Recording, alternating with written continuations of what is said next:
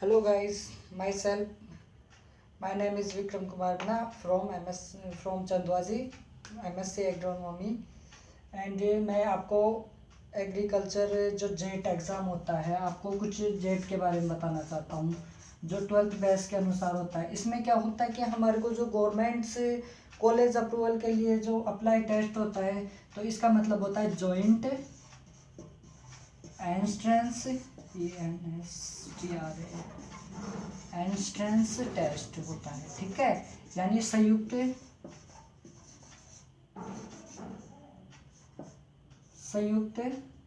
प्रवेश संयुक्त प्रवेश परीक्षा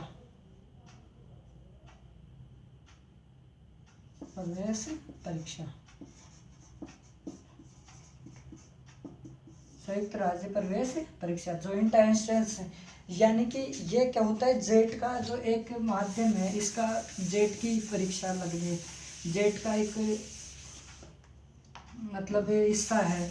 तो इसमें क्या होता है कि आपको जेट के बारे में कुछ मोस्ट इम्पोर्टेंट क्वेश्चन पूछे जाते हैं, जैसे प्रिंसिपल्स ऑफ एग्रोनॉमी वगैरह जो भी आपको पूछे जाते हैं इनके बारे में आपको बताना पड़ता है, ठीक है। तो आज मैं आपको जेट के एग्रोनॉमी सिलेबस के बारे में कुछ बताना चाहता हूँ। एग्रोनॉमी तो हम एग्रीकल्चर में सबसे फर्स्ट टॉपिक से स्टार्ट करते हैं एग्रोनॉमी, ठीक है बच्चों। गाइस, अगर आपने अभी इस चैनल को आपने अभी तक अगर इस चैनल को सब्सक्राइब नहीं किया है तो प्लीज़ गाइस इस चैनल को सब्सक्राइब कीजिए और आगे और भी वीडियोस जो आपको मिलते रहेंगे वो, ताकि आपको आगे से आगे अच्छे वीडियो मिलते रहे।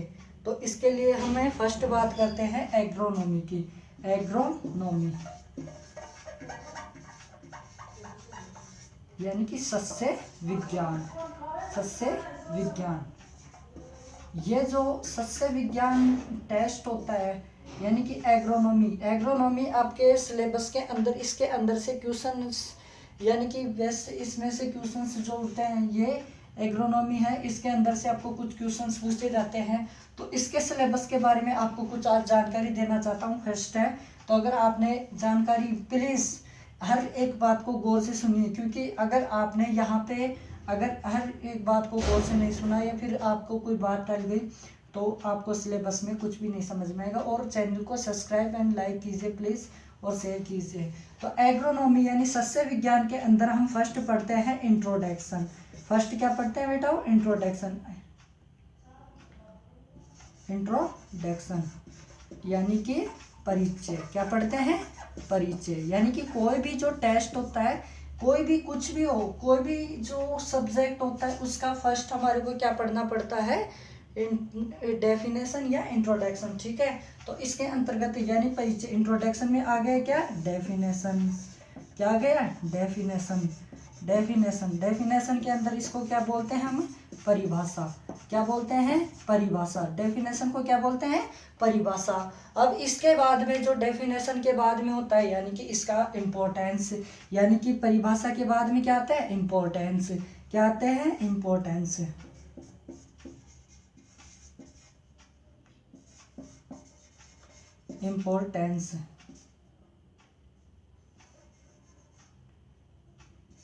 इम्पोर्टेंस यानी कि महत्व, ठीक है। इम्पोर्टेंस एंड इसके क्या आते हैं? इम्पोर्टेंस एंड स्कोप्स यानी कि इसके क्षेत्र, ठीक है। स्कोप क्षेत्र, इसके क्या आते हैं? क्षेत्र आते हैं। हम बात कर रहे हैं एग्रोनॉमी में, ठीक है। तो इसके अंदर क्या आते हैं? स्कोप से। अब इसके बाद में क्या आते हैं? सोयल यानी कि सोयल फर्टिलिटी यानी कि मृदा उर्वरता और मृदा उत्पादकता, यानी कि मृदा उत्पादकता कौन सा आता है? मृदा उत्पादकता। कौन सा टॉपिक आता है बेटा? मृदा उत्पादकता। यानी कि अगर इसके अंदर हम बात करते हैं सिलेबस के अनुसार तो फर्स्ट आता है परिचय में। परिचय अगर इसका जो जर्नल जो इसका देना चाहते हैं यानी कि डेफिनेशन में हम परिभाषा के बाद हम पढ़ते हैं महत्व, पढ़ेंगे महत्व के बाद में इसके क्षेत्र यानी कि इम्पोर्टेंस एंड स्कोप्स के बारे में। और इसके बाद में जो टॉपिक आता है मृदा उर्वरता व मृदा उत्पादकता। अब इसके बाद में आपने जो आता है इसके फैक्टर अफेक्टिंग, यानी कि मृदा उर्वरता या मृदा उत्पादकता जो होती है उसको प्रभावित करने वाले कारक, फैक्टर अफेक्टिंग फिर, ठीक है। यानी कि इन दोनों को क्या करने वाले, प्रभावित करने वाले कारक, प्रभावित करने वाले कारक, क्या कौन से कारक है, प्रभावित करने वाले कारक। कौन से कारक होते हैं बेटा, प्रभावित करने वाले कारक। गाइस कौन से होते हैं, प्रभावित करने वाले कारक होते हैं, ठीक है। अब इसके बाद में जो आते हैं, यानी कि जैसे सॉइल इरोजन, कौन सा आता है, सॉइल इरोजन। सॉइल इरोजन आपने, सॉइल इरोजन का मतलब हो गया, यानी कि सॉइल इरोजन, कौन सा हो गया, soil erosion. Soil erosion, soil erosion का मतलब होता है मृदा क्षरण, मृदा का क्षरण, अपर्धन, अपर्धन, कौन सा हो गया, मृदा का अपर्धन, ठीक है। अब इसके बाद में इसका बचाव करना, संरक्षण, संरक्षण करना, कंजर्वेशन, ठीक है, कंजर्वेशन, कंजर्वेशन, ठीक है। अब इसके बाद में जो आता है ये टॉपिक है, अब इनके बारे में देखो।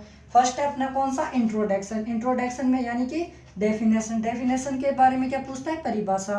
परिभाषा के बाद में क्या पूछते हैं, महत्व, यानी कि एग्रोनॉमी के हमारे इस क्षेत्र में, यानी कि एग्रोनॉमी यानी सस्य विज्ञान के जो क्षेत्र है उसके उसमें कौन कौन से, तो क्षेत्रों में कौन कौन सी यानी कि महत्व हैं, ठीक है। उसके बाद में पूछता है अपने को मृदा, मृदा के अंदर क्या क्या पूछेगा, मृदा उर्वरता, क्या क्या पूछता है, मृदा उर्वरता व मृदा उत्पादकता। अब उससे जस्ट आगे वाले टॉपिक में हमारे को क्या पूछेगा, मृदा को प्रभावित करने वाले कारक, कौन से कारक पूछेगा, मृदा को प्रभावित करने वाले कारकों के बारे में। अब मृदा को प्रभावित करने वाले कारकों के बाद में जैसे कि सोयल इरोजन यानी मृदा क्षरण या अपर्धन, ठीक है। अब मृदा अपर्धन को बचाने के लिए यानी मृदा संरक्षण को बचाने, मृदा क्षरण को बचाने के लिए क्या करते हैं, कंजर्वेशन यानी कि संरक्षण, बचाव करते हैं ना, तो उसके लिए ये है। अब उसके बाद में गाइस अपने आते हैं क्रॉप प्रोडक्शन पे, कौन से पे, क्रॉप प्रोडक्शन पे।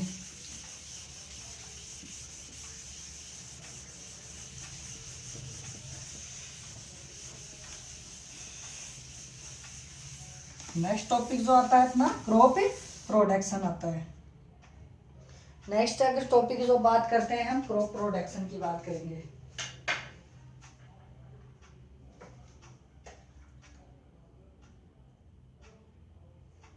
तो गाइस क्रॉप प्रोडक्शन के बारे में बात करते हैं।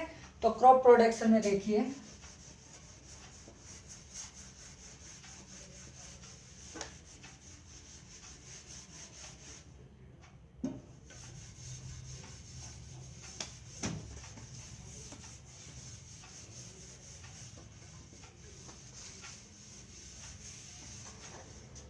अब देखिए क्रॉप प्रोडक्शन,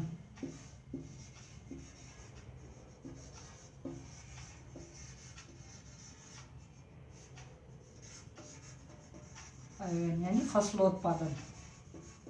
अब हम फसलोत्पादन के अंदर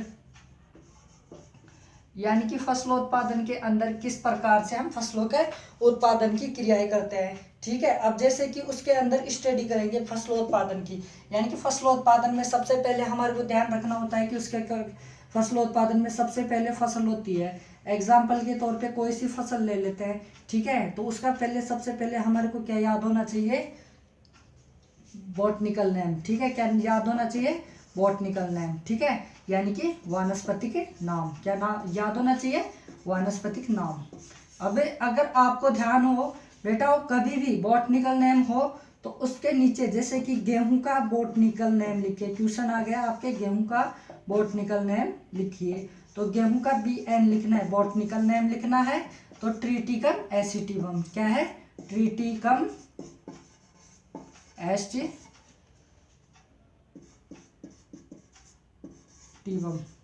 अगर बॉटनिकल नेम पूछता है तो बेटा ये बॉटनिकल नेम के नीचे ये अंडरलाइन करना, प्लीज अंडरलाइन करना जरूर याद रखना। अगर यहाँ पे अगर आप अंडरलाइन का अगर भूल गए तो प्लीज गाइस इसको जरूर याद रखना।